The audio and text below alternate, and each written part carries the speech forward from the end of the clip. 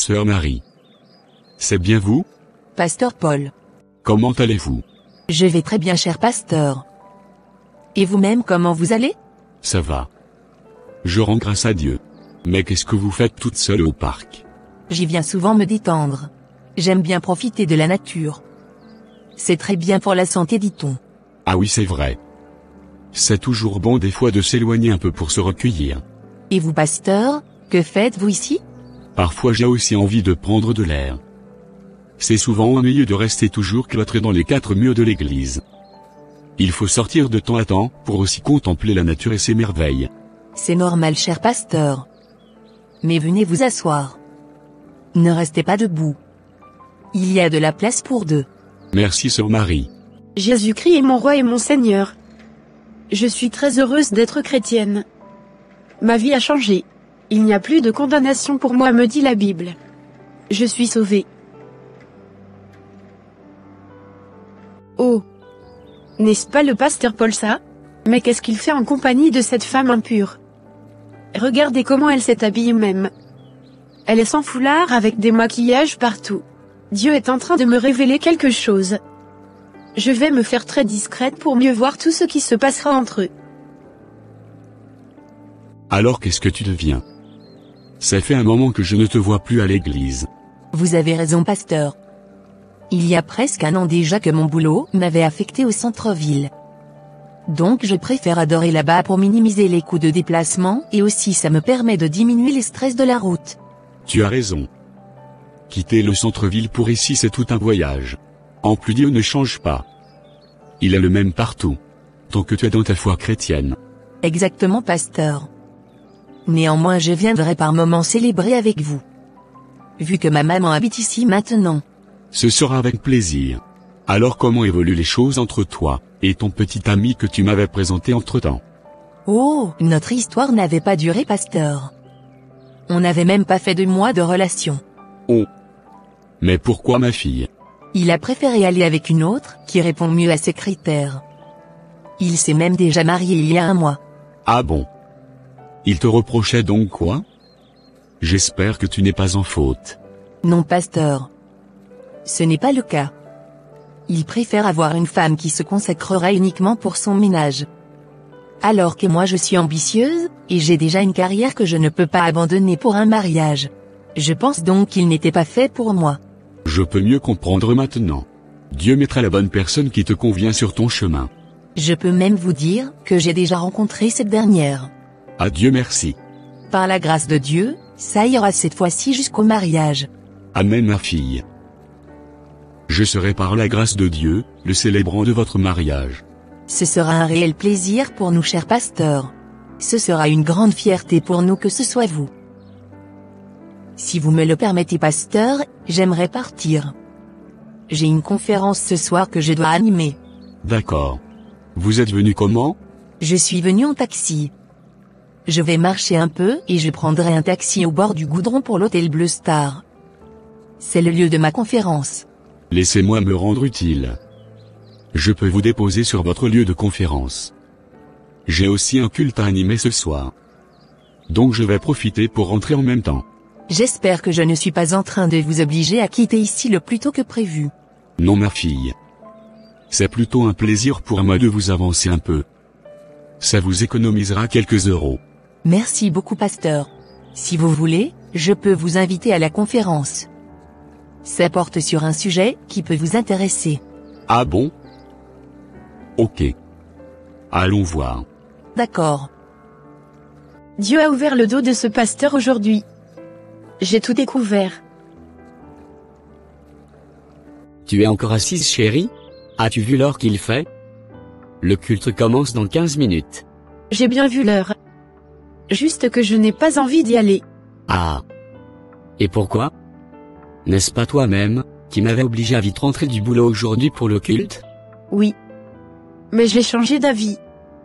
Je n'irai plus. Mais dis-moi le pourquoi. Es-tu sûr de le savoir? Parle-moi.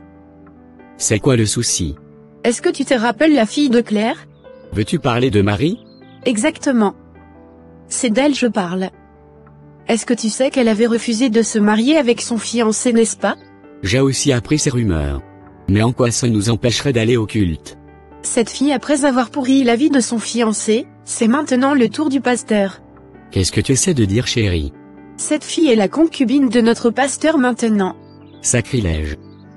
Laisse-moi m'asseoir pour bien écouter. Parle-moi, chérie. Tu disais que notre pasteur sort maintenant avec cette fille? C'est ce que je te dis, chérie. Je les ai vus de mes propres yeux en train de s'amouracher au parc. C'est pas vrai. Est-ce que je peux te mentir? Dis-moi. Qu'est-ce qu'un homme et une femme feront ensemble dans un tel lieu? J'étais restée cachée à les regarder pendant près d'1 heure sans qu'ils ne sachent. Ils s'amusaient ensemble et se taquinaient entre eux. Le visage du pasteur était tellement illuminé avec des sourires charmeurs. Je n'ai pas encore fini. À la fin, elle est rentrée dans la voiture du pasteur et je les avais suivis jusqu'à l'hôtel. C'est pas vrai. Donc tu les avais vus, rentrer dans l'hôtel? Chaque soir, toi et moi on parle des gens ici. Est-ce que je t'avais menti une fois? Ils sont bien rentrés dans l'enceinte de l'hôtel. Maintenant je ne sais pas ce qui s'était passé dans l'hôtel, puisque je ne peux quand même pas les suivre dans la chambre d'hôtel. Mais ce qui est sûr, c'est ça qui est ça. Je comprends maintenant pourquoi ce pasteur est adulé par les femmes. Je me suis toujours dit qu'il y a sûrement anguille sous roche. Voilà maintenant, la vérité est sortie. C'est la raison pour laquelle je ne voulais plus aller au culte. Je n'irai pas m'asseoir et me laisser diriger par un pasteur qui vient de forniquer devant moi. Tu as parfaitement raison, mon amour. Ces pasteurs ne sont plus des modèles pour nous les chrétiens. S'ils ne sont pas dans la magie noire ou dans les rituels, ils seront dans la fornication ou d'autres pratiques bizarres. Je me demande même à quoi ça sert d'aller dans leurs églises. Ils sont tous des faux. Oublions cette histoire, chérie. Je vais te faire un bon plat à manger. Si on va trop parler de ces pasteurs, on risque d'avoir une crise cardiaque. Tu as raison. J'irai chercher une bière et me vautrer dans le canapé. Au moins personne ne viendra me mentir. Je serai dans la cuisine. Bonjour madame. Bonjour mademoiselle. Soyez les bienvenus. Merci. S'il vous plaît madame, est-ce que vous avez des tissus de qualité pour la veste? Nous en avons pour toutes les gammes madame. Venez, je vous montre nos différentes qualités. D'accord. Alors, quels sont vos choix madame? Je vous ferai de très bons prix. Vous avez de très beaux tissus madame. Mais j'aimerais faire une demande. Est-ce possible que vous me vendiez 10 lots de tissus, que je solderai le mois prochain? Quoi? Comment pourriez-vous me demander une telle chose? Désolé, ce n'est pas possible. S'il vous plaît madame. Faites-moi confiance. Ah. Je vous dis que ce ne serait pas possible. Si je vous remets 10 lots à crédit, comment ferais-je pour faire fonctionner ma boutique? Vous voulez me ruiner? Je n'ai rien dit de mal, maman Claire. Nous sommes pourtant dans la même église. Vous pouvez m'aider, non? Et si nous sommes dans la même église? C'est avec ma Bible que je vais me ravitailler au marché? Vous n'allez pas avec la Bible mais avec l'argent de l'église. De quoi vous parlez? Vous êtes maintenant la belle-mère du pasteur. Vous bouffez sûrement l'argent de l'église. Seigneur Jésus-Christ. Qui marie qui? Comment suis-je la belle-mère du pasteur? Allez demander à votre fille. Et surtout respectez le corps du Christ.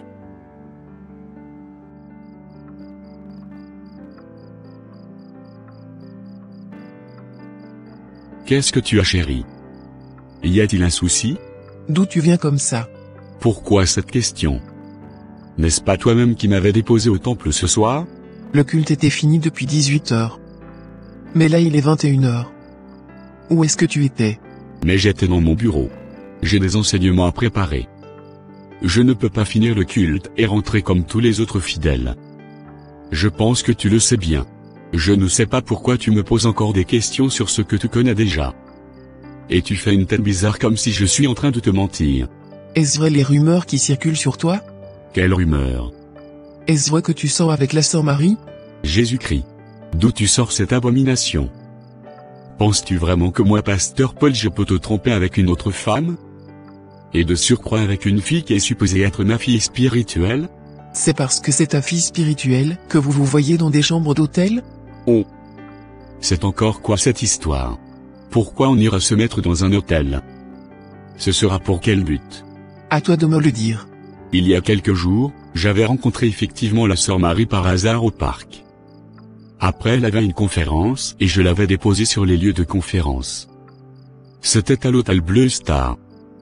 Je n'avais même pas fait 15 minutes à sa conférence. Puisque ça avait pris un peu de retard, alors que moi j'avais un culte à célébrer aussi. Donc les gens ont raison. Qu'est-ce qui prouve que c'était à une conférence? Va te renseigner toi-même. Je ne sais pas quel intérêt j'aurais à te mentir. Pourtant les gens affirment vous voir régulièrement ensemble tous les deux. Ce sont des mensonges. Écoute chérie. Ne laissons pas les fausses rumeurs détruire notre mariage. C'est toi seul que j'aime et je ne te tromperai jamais avec une autre. N'oublie pas que je suis un homme de Dieu. J'ai entendu.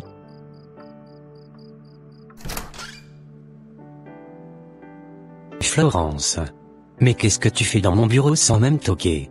Je suis venue te rendre visite, mon chéri. Qui est ton chéri? As-tu oublié que c'est déjà fini entre nous? Oublie cette histoire, mon amour. Toi-même tu sais que je t'aime toujours, n'est-ce pas? On t'a chassé de là où tu étais? Ou bien étais-tu en train de rêver? Je n'étais pas aussi bon pour toi. Toi tu préfères les hommes accomplis. N'est-ce pas tes discours? Quelle mouche te pique maintenant? D'ailleurs, c'est déjà une vieille histoire. C'est déjà mort. Je suis vraiment désolée. Pardonne-moi s'il te plaît. Je n'ai rien contre toi, Florence. Tu n'as pas besoin de me demander pardon. S'il te plaît, sors de mon bureau. Bonjour Katé. Hey. Qu'est-ce que vous vient chercher ici matin là? Ah. Il y a quoi? Hey. Non, y a pas rien moi. Et pourquoi tu as cette réaction? Est-ce que mon fiancé est là? Votre fiancé? Je parle de votre patron. Pourquoi tu es si distraite aujourd'hui? Oui. Hey. Patron est là. Mais, Mais quoi? Qu'est-ce qui se passe? vous n'a qu'un revient après madame. Patron est occupé. C'est lui-même qui vous a dit qu'il est occupé? Je viens de l'appeler avant de prendre la route. Il m'avait bien dit qu'il est là et que je peux passer. Hey. Apparemment tu n'as rien de concret à me dire. Je vais moi-même me diriger dans son bureau. Il faut attendre madame. Hey. Il y aura tremblement de terre aujourd'hui. S'il te plaît, sors d'ici. Laisse-toi aller, mon cœur. Laisse-moi te mettre bien, même si ce sera pour la dernière fois. Qu'est-ce qui se passe ici?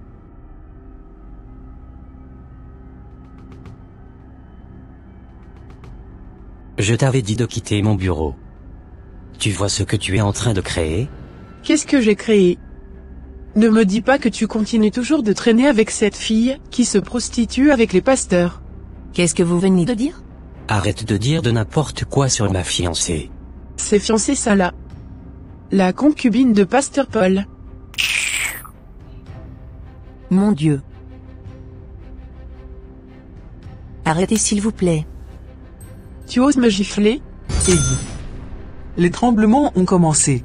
Je te dis de sortir de mon bureau. Tu vas me le payer très cher. Arrête de pleurer.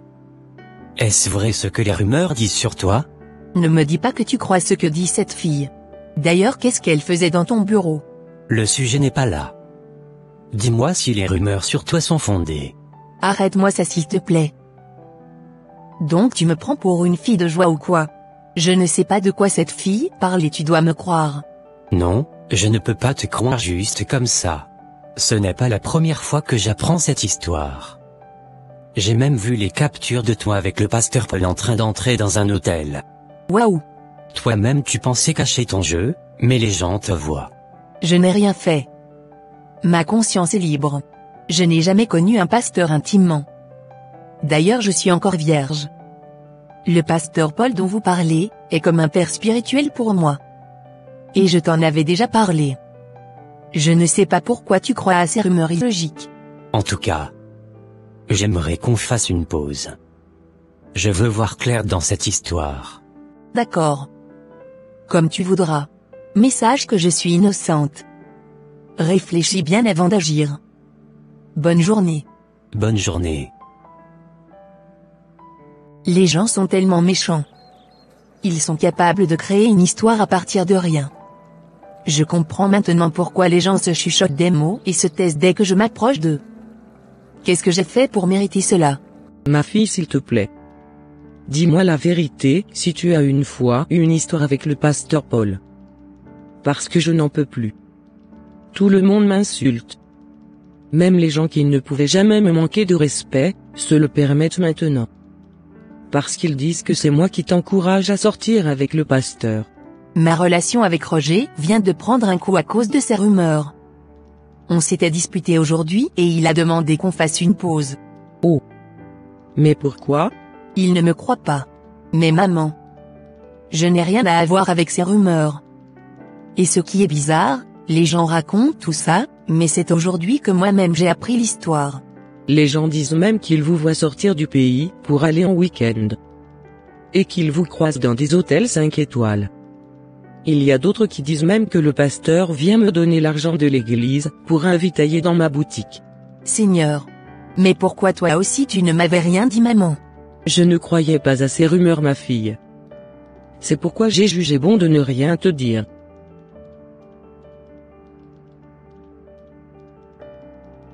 Bonjour chers aînés. Bonjour. Bonjour pasteur Paul. Nous allons pas trop tourner autour du pot. On vous a convoqué pour vous annoncer que vous serez suspendu de vos fonctions de pasteur jusqu'à nouvel ordre. Les rumeurs deviennent trop et on ne peut plus rester silencieux sans agir. Ok. J'ai compris. Il n'y a aucun souci. Quels sont ces sacs qui sont à la porte, chérie? Ce sont mes effets. J'aimerais aller chez ma mère pour passer quelques jours. Je suis fatigué de cette situation. Je n'en peux plus. Penses-tu que le fait de quitter la maison arrangerait la situation pour nous? J'en ai marre des regards et des jugements des fidèles. Mes oreilles ont déjà trop entendu. Je pense que ce sera mieux que j'aille me cacher un peu. Je passerai récupérer notre fille au lycée. Elle sera avec moi. Mais elle doit aller au cours. J'ai demandé un congé d'1 mois pour elle. Elle suivra ses cours à distance. Il y aura aussi un répétiteur pour l'encadrer.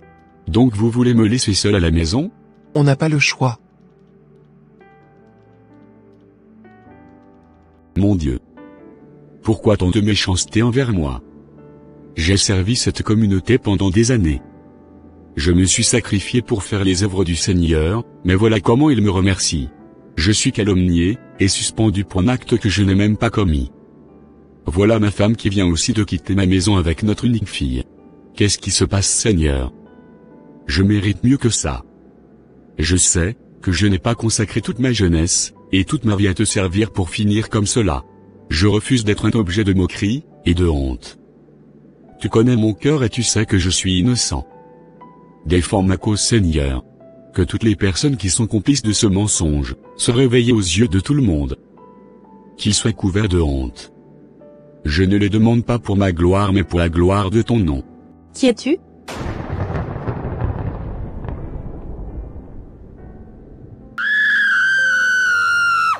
C'est quoi ce cri? J'irai voir ce qu'elle a. Qu'est-ce qui t'arrive, chérie?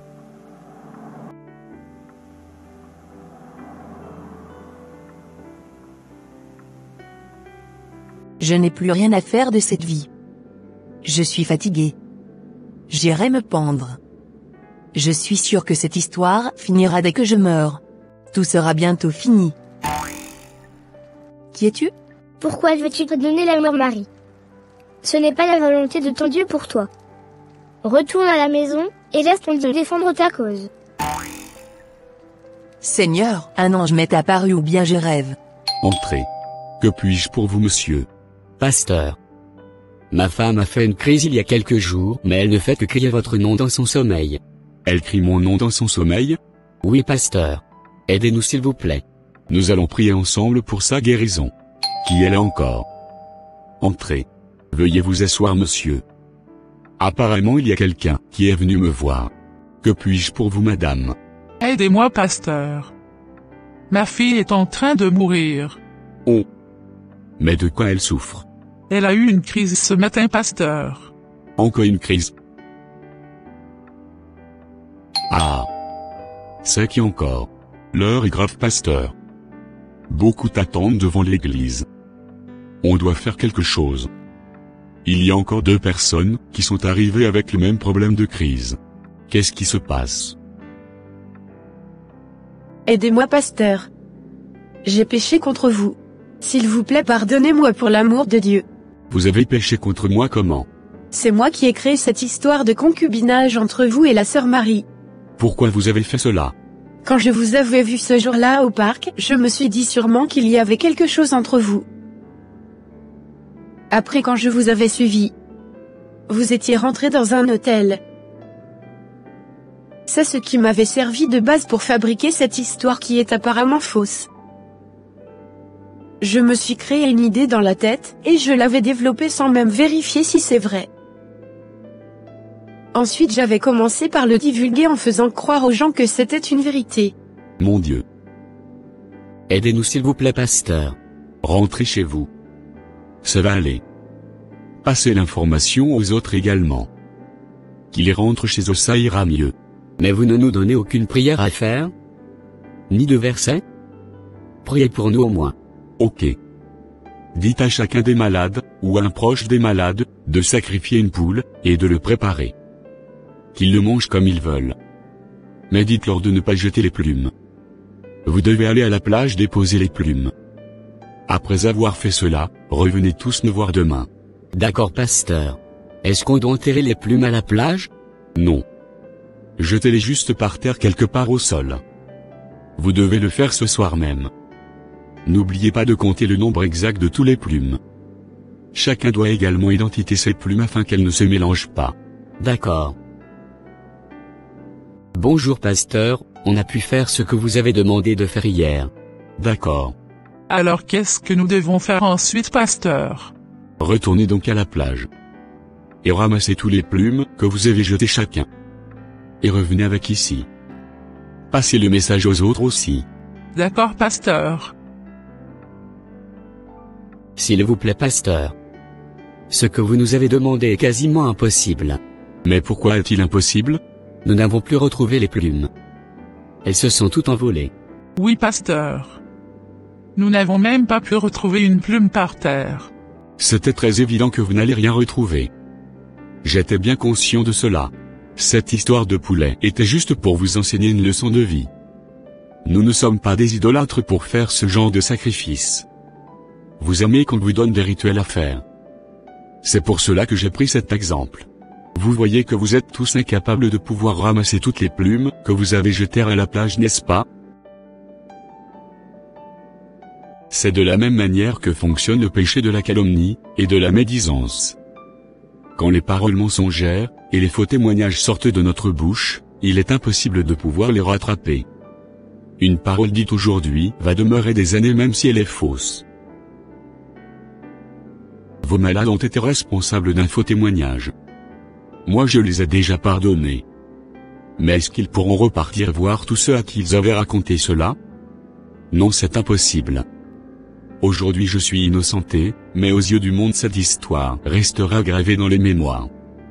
Même si mes proches comprendront, tout le monde ne pourra jamais savoir la vérité malheureusement. C'était juste une leçon de vie. Moi je n'ai pas besoin que les gens me croient, et qui oublient l'ancienne version de l'histoire. L'amour de Dieu me suffit. Retournez chez vous. Nous serons en communion de prière. C'est Dieu qui décidera s'il veut faire grâce à vos malades ou pas. Je prierai pour vous. Allez dans la paix. Merci beaucoup, pasteur. Je suis désolé pour tout le mal que nous avons pu vous causer. Que Dieu vous restaure et qu'il ait pitié de nos malades. Amen.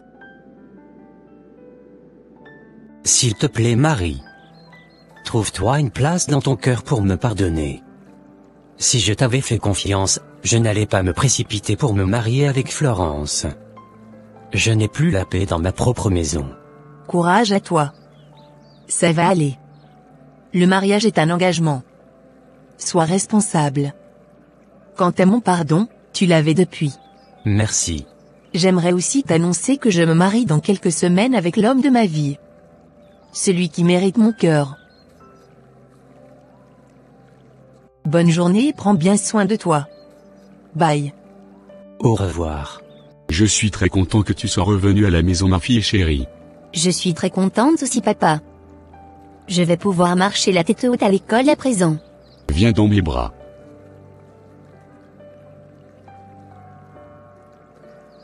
Je suis vraiment désolé chérie. Oublions tout ça derrière nous. C'est déjà le passé.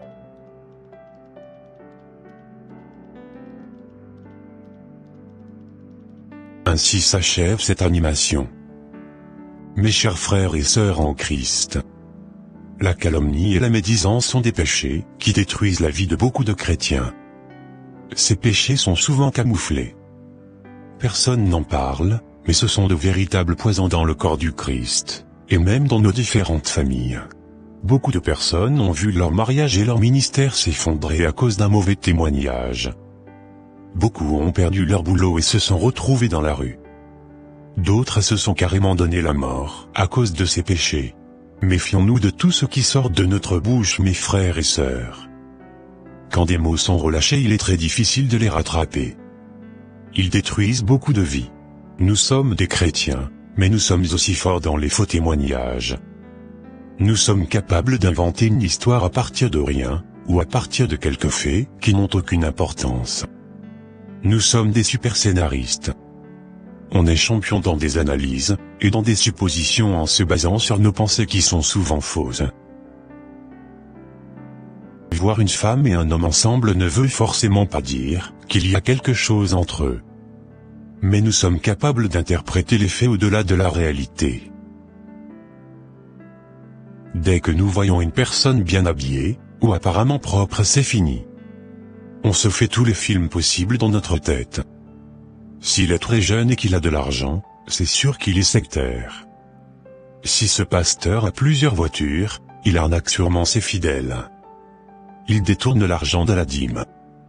Dès qu'une personne maigrit, c'est fini, nous interprétons. Il doit avoir une maladie. Quand la personne grossit là, c'est sûrement qu'elle doit être enceinte. Nous sommes des spécialistes dans le développement des idées non fondées. Et malheureusement ces rumeurs demeurent à jamais dans la tête des gens. Et parfois même on les transmet de génération en génération. Mais pourquoi nous sommes comme ça, mes chers frères et sœurs en Christ? Apprenons à dire seulement ce que nous connaissons, ou ce que nous avons vu. Si nous voyons du rouge, disons que c'est du rouge et fermons notre bouche. Nous n'avons pas besoin de rajouter. C'est un péché de dire, ou d'imaginer ce qui n'est pas. Que le Saint-Esprit nous transforme afin que nous arrivons vraiment à contrôler notre langue. La langue est faite pour proclamer de belles choses, et non pour calomnier et maudire. N'oubliez surtout pas de vous abonner et d'activer la cloche de notification pour être toujours alerté dès que nous publions de nouvelles vidéos. Que Dieu vous bénisse. Bye.